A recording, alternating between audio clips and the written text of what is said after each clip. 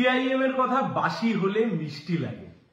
BJP নেত্রী সঙ্গমিত্রা চৌধুরী, কলকাতার নেত্রী, রাজ্য স্তরের নেত্রী, তিনি বিজেপি ছেড়ে তৃণমূলে যোগদান করেছেন এবং যোগদান করেই বলেছেন যে বিধানসভায় যে যতই চেল্লামিল্লি করুক আসলে দুই দলের মধ্যে অত্যন্ত সুসম্পর্ক এবং সবচাইতে ক্রুশিয়াল যে কথাটা না বললে রাজনীতির বিশ্লেষণ হতে পারে না, রাজনীতির আলোচনাই হতে পারে না, তা হচ্ছে তৃণমূল এবং বিজেপি দুটোই আসলে ডানপন্থী দল।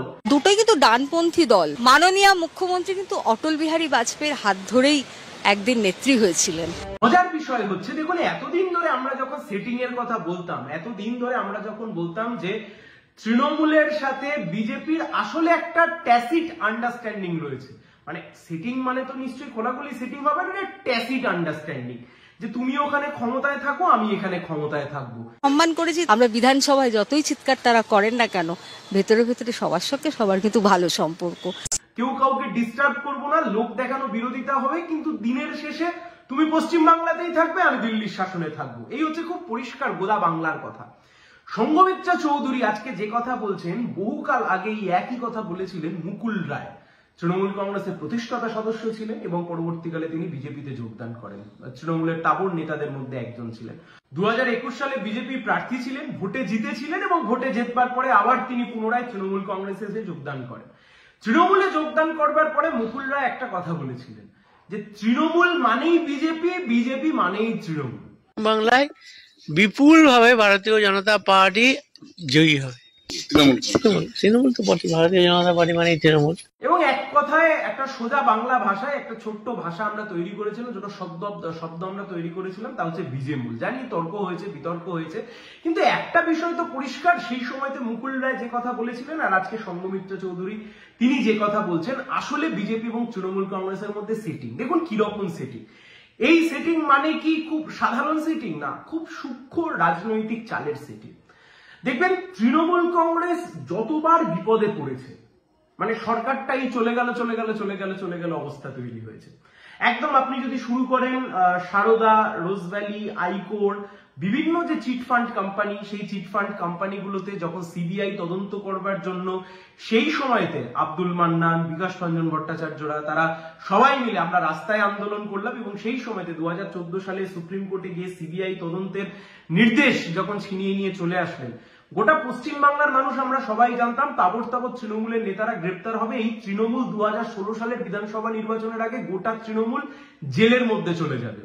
গ্রেপ্তার হয়েছিলেন কারা? গ্রেপ্তার হয়েছিলেন কুণাল ঘোষ, গ্রেপ্তার হয়েছিলেন সুদীপ বন্দ্যোপাধ্যায়, গ্রেপ্তার হয়েছিলেন মদন মিত্র, এরকম কিছু বাছা বাছা মুখ তারা গ্রেপ্তার হয়েছিলেন। কিন্তু অদ্ভুতভাবে 2014 থেকে আজকে 2025 সাল, প্রায় 11 বছর কেটে গেলেও এই সারদা রোজভ্যালি তদন্ত আজকে কার্যত ঠান্ডা ঘরে চলে গেছে। সেই তদন্তের না কোনো ট্রায়াল হয়েছে, না কোনো চার্জ ফ্রেম হয়েছে, আজ অব্দি কিছু হয়নি।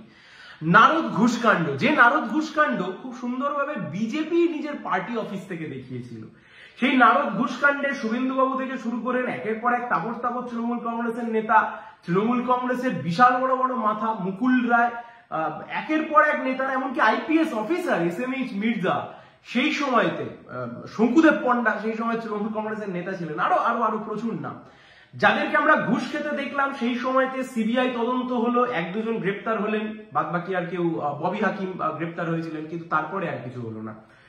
গরু পাচার, কয়লা পাচার, তার সাথে পৌরসভার চুরি, পৌরসভার নিয়োগ দুর্নীতি, SSC টেট, আপনি ভালো করে লক্ষ্য করে দেখুন, দুর্নীতির জন্য শিক্ষকদের চাকরি চলে গেল, কিন্তু সেই দুর্নীতির আজ অব্দি ট্রায়াল শুরু হলো না, অথবা সেই দুর্নীতির ইনভেস্টিগেশন আজ অব্দি শেষ হলো না।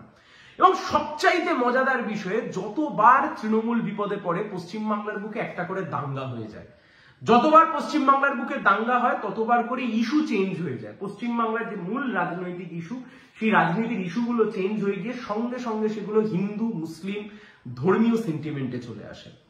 একদম আপনি যদি দেখেন মুর্শিদাবাদের বুকে যে দাঙ্গা, সে মুর্শিদাবাদের বুকের দাঙ্গা যদি আপনি দেখেন, একদম সরকারের করানো দাঙ্গা। তার কারণ হিন্দু মুসলিম ইস্যু যদি না তৈরি হয় তাহলে বাইনারি পলিটিক্স করা যাবে না। মহেশতলার বুকে যে ঘটনা, বাইনারি পলিটিক্স, অর্থাৎ বারবার এই যত দুর্নীতির ইস্যু আছে, দুর্নীতির ইস্যু থেকে সবকিছু মুখ চোখ ঘুরিয়ে নিয়ে গিয়ে হিন্দু মুসলিমের দিকে ঠেলে দাও। একটা সময়তে ছিলেন রাজ্যের বিরোধী দলনেতা, প্রতিদিন ডেডলাইন দিতেন, অমুক তারিখে ভাইপো গ্রেপ্তার হবে, অমুক তারিখে অভিষেক ব্যানার্জি গ্রেপ্তার হবে। বিজেপির কিছু পেটোয়া ইউটিউবার আছে, আমি সাংবাদিকদের কথা ছেড়ে দিলাম, বড় হাউস, বিজেপির কিছু পেটোয়া ইউটিউবার আছে প্রতিদিন সকাল বিকেল ডেডলাইন দিতেন, অমুক তারিখে গ্রেপ্তার হবে ভাইপো, লিখে রাখুন লিখে রাখুন। অভিষেক বন্দ্যোপাধ্যায়কে এখন নরেন্দ্র মোদী সরকার তারা জাপানে পাঠিয়েছিলেন অপারেশন সিন্দুরের প্রচার করবার জন্য। আসলে তৃণমূল আর বিজেপির এই যে আঁতাত আপনি আরো ভালো স্পষ্ট বুঝে যাবেন আপনি যদি একবার এই বাঙালি অবাঙালি ইস্যুর দিকে তাকান।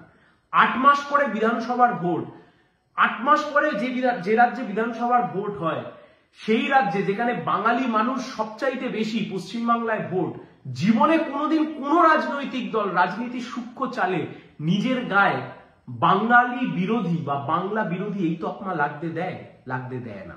আসলে বাঙালি অবাঙালি বিরোধিতা করে পক্ষান্তরে বিজেপি তৃণমূলকে সুবিধা করিয়ে দেওয়ার চেষ্টা করছে, একবার নয় বারবার। সঙ্গমিত্রা চৌধুরী আজকে যে কথা বলেছেন এই কথা আমরা বামপন্থীরা দীর্ঘদিন ধরে বলে আসছি। আসলে দুটো ডানপন্থী দল এবং দুটোই তৈরি হয়েছে আরএসএস এর মাধ্যমে। আরএসএস তারা নিজেরা রাজনীতি ডাইরেক্ট করে না, কিন্তু তারা রাজনীতিতে প্লান্ট করে, তারা ডাইরেক্ট কাজ করে বিজেপির দ্বারা। কিন্তু বিজেপির বাইরেও এমন অনেক আঞ্চলিক দল আছে, যে আঞ্চলিক দল যেখানে যেখানে বিজেপির সরকারে আসা সম্ভব হয়নি, কিন্তু সেই আঞ্চলিক দলের মাধ্যমে আরএসএস তাদেরকে দিয়ে সেখানে ক্ষমতায় থেকেছে, আরএসএস তাদেরকে ক্ষমতায় প্লান্ট করেছেন। মমতা বন্দ্যোপাধ্যায় তাদের মধ্যে থেকেই একজন। সঙ্গমিত্রা চৌধুরী আজকে যে কথা বলেছেন গোটা পশ্চিম বাংলার মানুষ মনের মধ্যে এখন সেই কথা নিয়েই আলোচনা করেন। আজ থেকে 5 বছর আগেও যারা বিশ্বাস করতেন না, যারা ভাবতেন আমরা বামপন্থীরা ভুল কথা বলছি, আমরা যারা প্রগতিশীল রাজনীতি করি আমরা ভুল কথা বলছি, তাদের মনেও সংশয় তৈরি হয়েছে, বিশেষত আরজি করের ঘটনার পরে। তাহলে কি সত্যি দিদি আর মোদির সেটিং আছে? আর কিছুদিনের সময়ের অপেক্ষা। এই তাহলে বলে সংকোচ বোধটাও আর থাকবে না, সংশয় বোধটাও আর থাকবে না, প্রশ্ন চিহ্নটাও আর থাকবে না। মোদি আর দিদির গোপন বোঝাপড়া আছে, এটাই হবে পশ্চিমবাংলার রাজনৈতিক স্টেটমেন্ট। আর এই স্টেটমেন্টের উপর দাঁড়িয়ে পশ্চিমবাংলার আগামী রাজনৈতিক ভবিষ্যৎ তা নির্ধারিত হবে। সবাই ভালো থাকবে।